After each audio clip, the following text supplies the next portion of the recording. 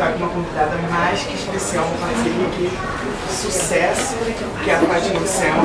Maravilhosa, a história de vida dela é perfeita. Eu fico até emocionado de falar sobre ela, porque a gente tem uma história junto, uma parceria que dá certo.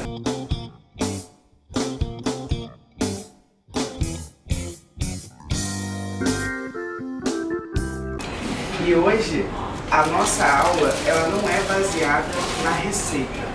Como assim? A nossa aula, ela é baseada na história.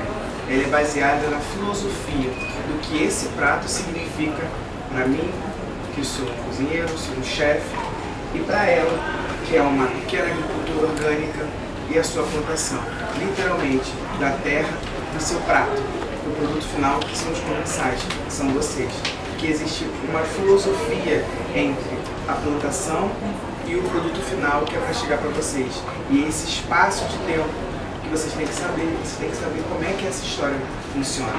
Da onde que sai aquele ingrediente, qual a importância do produto orgânico, qual a importância do alimento de qualidade, qual a importância da comida de verdade. Porque todo mundo diz, que comida de verdade, sei lá, tudo é comida de verdade?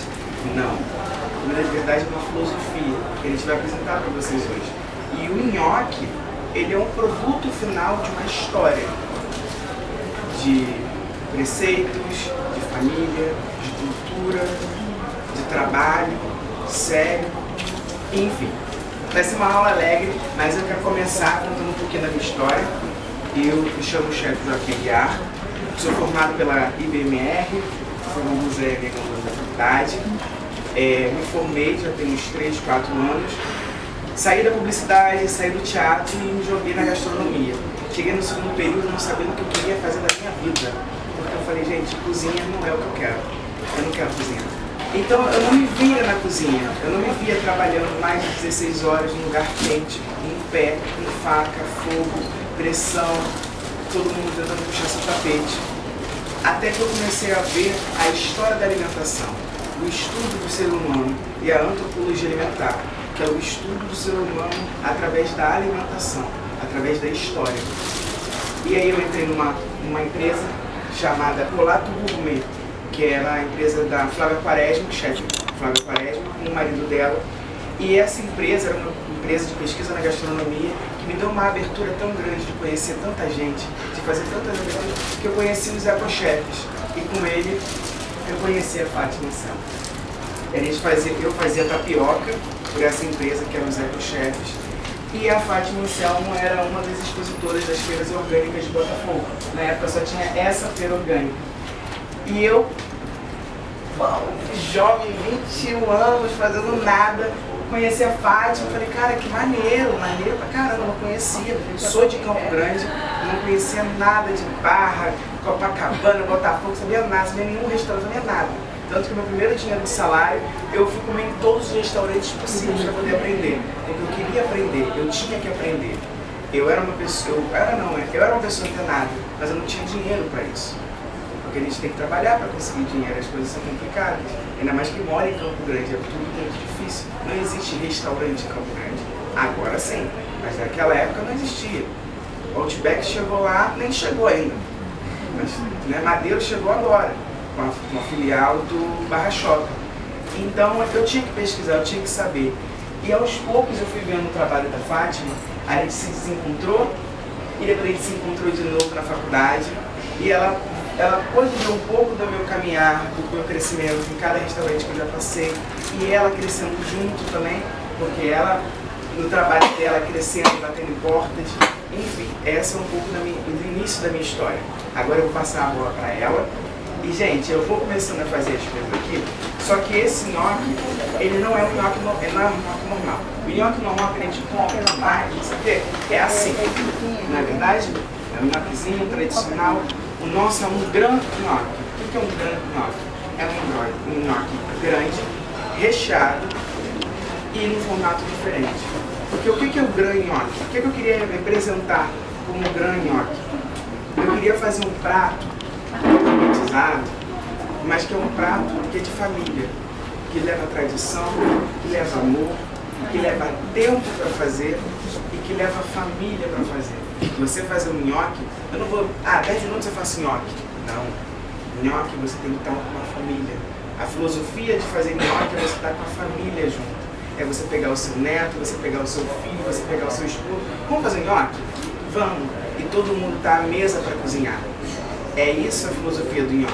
Aqui eu vou mostrar para vocês algumas técnicas de restaurante. Vocês podem fazer em casa, de secar a massa do nhoque para poder rechear, porque é um nhoque de inhame, que inhame tem muito líquido, enfim. Agora eu vou deixar a Fátima falar, que eu acho que eu já falei muito. Fátima, por favor, galera. Fátima, não tem nem o que falar dela. Boa noite, gente. Boa noite. Então, como ele falou, eu sou agricultora e eu me considero uma guardiã da terra. Por que guardiã da terra?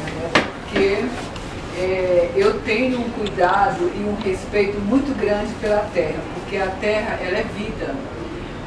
E isso é assim, a maior presente, né, que a gente recebeu de Deus, né, da vida, é a terra, porque dela a gente consegue tirar o melhor alimento para as nossas vidas, né?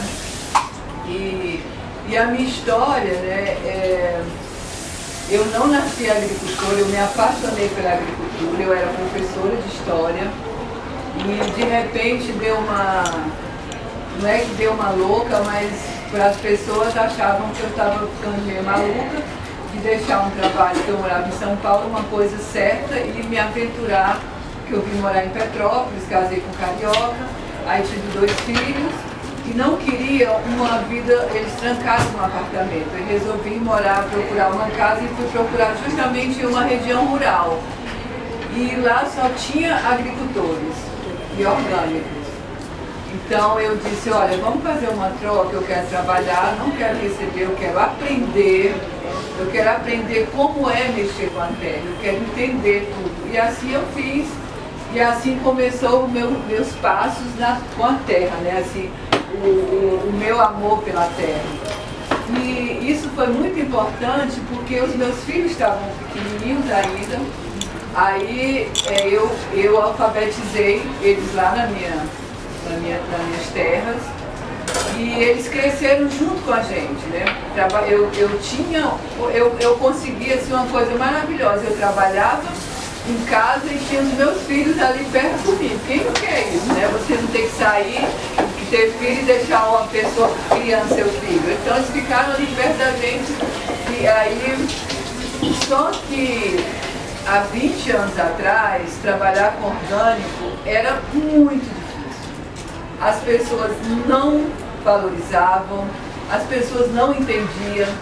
Quando se fala em tomate, a primeira coisa que a pessoa pensa assim, tomate vem do Ceasa ou vem do Zona Sul. Ele não tem uma identidade.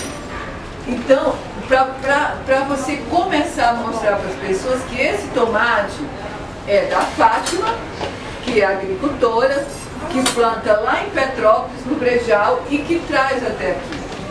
Então, até isso acontecer, olha, foi uma luta muito grande, porque eu não estava conseguindo viver da agricultura, porque a gente vendeu tudo que nós tínhamos, tudo, raspou tudo, e a gente comprou o nosso sítio.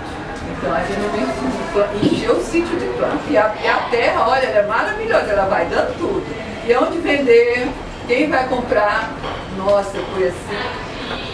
Aí o meu esposo, e agora? Eu disse, pelo menos comida não vai faltar na nossa vida, porque todo mundo aqui vai comer muito brócolis, cenoura e tal.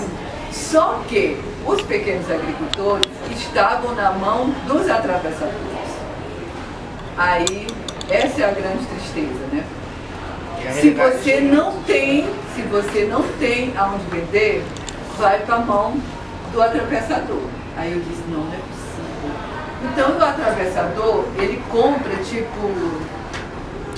eu vou comprar esse caixote, sei lá, eu vou levar para você pro Ceasa, e dependendo do preço que está lá, eu digo para você quanto eu vendi, e aí eu pago para você. Só que nesse caminho, ele chega lá no Ceasa, o tomate está lá na altura, ele chega para mim, que não tem acesso a telefone, não tem energia, não tem televisão, não tem nada. Estava R$5. Aí eu, poxa, R$5, que maravilha, R$5 tá bom. Porque o pequeno produtor não tem onde vender. Aí eu pensei, não dá. Só que quando eu cheguei na roça, eu não disse, olha, eu sou professora, não. Eu quero trabalhar na terra. Então eu sou agricultora junto com todo mundo e vamos viver essa realidade.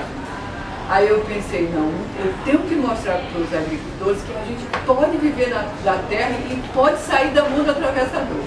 Só que naquela época, não sei quem lembra, que tinha a lista telefônica, páginas amarelas, e tinha o nome de todo mundo com telefone.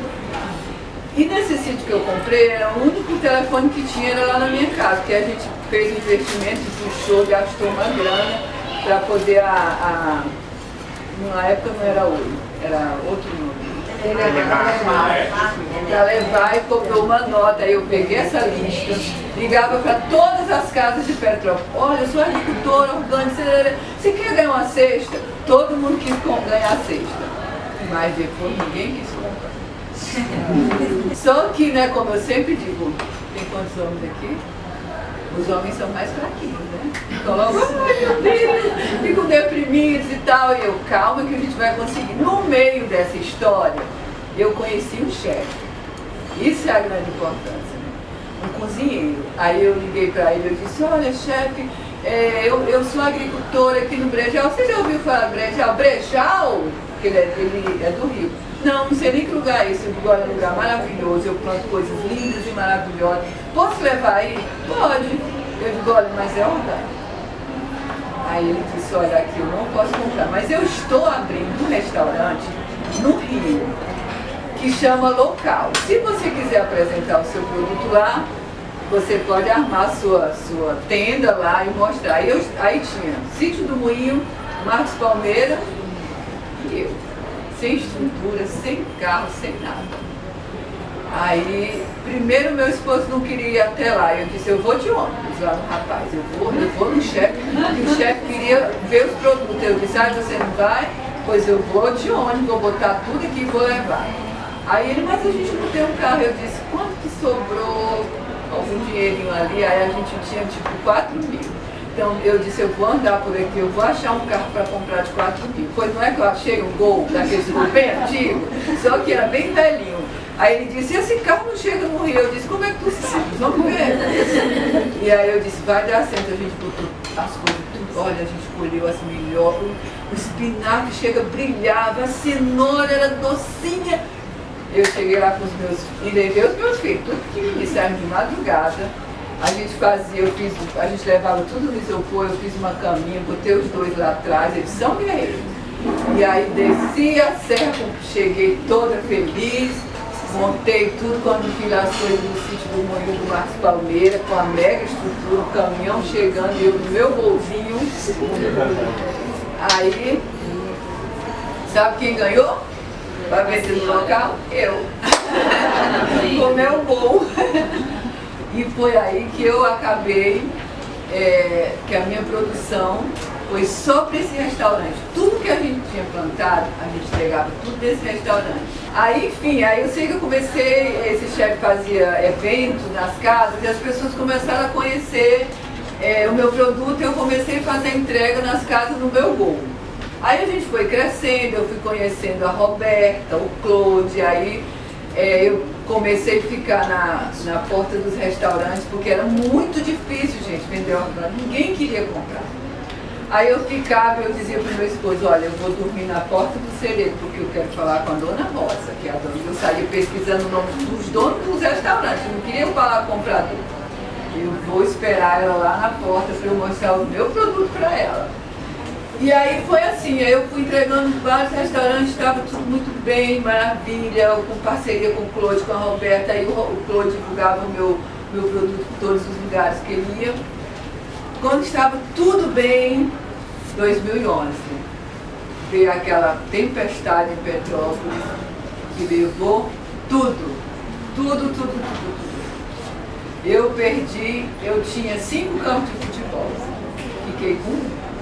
Com a terra branca dessa cor, improdutiva. Aí eu disse, ai meu Deus, não é possível. Aí foi os meus vizinhos que morreram, tudo, carro, porque a gente já estava com outro carro, então era tudo acabou. De novo, homens, meu esposo caiu em depressão dessa vez. Muito mal mesmo, porque a gente, tudo que a gente tinha, perdeu. E a gente tinha funcionários, a gente tinha todo um compromisso com um chefe, cardápio, essas coisas. Então, Claude e a Roberta e vários clientes de residência foram assim, tipo, pegou na minha mão e disse, olha, o Claude pegou o filho dele e o diretor financeiro e tal, e chegou lá e disse, que eu falei assim, ó, Claude, não vai dar pra gente continuar. A gente não tem terra. E o pouco que sobrou não está produzindo. Não vai produzir, tem 5 anos para produzir novamente. Só que antes do Claude chegar, as mulheres que são guerreiras, eu disse para o meu esposo, olha, vai ficar deitado aí na cama, né? Eu vou dar uma volta por aí, eu vou atrás de terra. Como atrás de terra? Todas as terras estão destruídas, não. Deve ter alguma coisa que sobrou por aí. Aí fui em Areal, uma cidadezinha próxima, pois eu achei um cara lá que era o dono da Golden, que ele tem uma área lá enorme, gigante, uma cidade. E eu passei, tinha um pedacinho lá, eu disse, de quem será essa terra? Aí saí perguntando para o vizinho, ele disse, é do dono da Golden. Eu disse, como que eu faço para falar com ele? É muito difícil, porque ninguém vê ele vem de helicóptero, eu falei, vamos de helicóptero, como é que eu vou pegar esse nome? Não vão nem deixar eu entrar. Mas ele tem o encarregado, me deu o nome encarregado de, será que me deixa eu entrar? É bem provável, mas acho meio difícil, mas tenta. Aí eu fui de novo na porta dele. Bom dia, tudo bem? A homem ficou olhando para mim, a Sansué. E isso na época ela estava toda descabelada, estava assim, toda. Aí eu disse, olha, é o seguinte, eu sou agricultora. Eu contei toda a história. Aí eu disse, eu passei ali, tem umas terras ali, será que você aluga, alguma coisa assim? Eu disse, eu já sei de quem é. Já cheguei, já achando o homem que ser essa moça. Aí ele disse, olha, não sei, talvez o meu patrão, eu vou conversar com ele. Eu disse, olha, por favor, fala com ele, porque eu preciso muito de uma terra. Porque eu vivo da terra e eu não tenho mais terra. Aí eu acho que ele olhou e disse assim, coitada dessa mulher, né? Veio lá no Brejal. Aí ele disse, eu vou te tentar te ajudar. Pois não é que o homem prestou a terra, não me cobrou nada e eu fiquei lá. Aí foi aí que entrou as pessoas, né, me ajudaram a construir estufa. E aí o Claude disse, olha, eu vou continuar pagando para você a mesma coisa que você entregava para mim, e aí você vai, tarará, tarará. Só que até isso acontecer, é muito difícil, né? Você levantar aí andando lá pelo meio da minha roça, eu vi uma plantinha surgindo. Aí eu disse assim, poxa vida, se essa planta está conseguindo sair daqui, eu vou conseguir sair dessa. Porque a terra é vida e eu tenho vida, eu tenho saúde. Então, marido, levanta-te dessa cama. Levanta-te, Ana. Aí a gente ficou lá nesse lugarzinho, mais ou menos uns 3 anos, mais ou menos. Aí, como ele ainda estava muito para baixo, eu disse, olha, pode deixar que eu cuide de tudo, eu que vou fazer as entregas.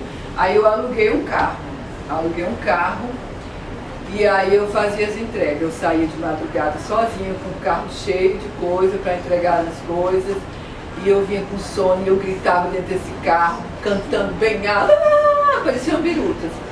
Aí, só que um dia, mais outra coisa, só que um dia eu vinha toda satisfeita, passei do pedágio, quando eu vi um carro atrás de mim, aí eu acho que eu devia ter acelerado, mas aí eu, quando vi, foi arma e o cara, meu Deus, o que é isso? Pois era um assalto. Encosta, os bandidos já com a porta aberta, com metralhadora, sei lá o quê.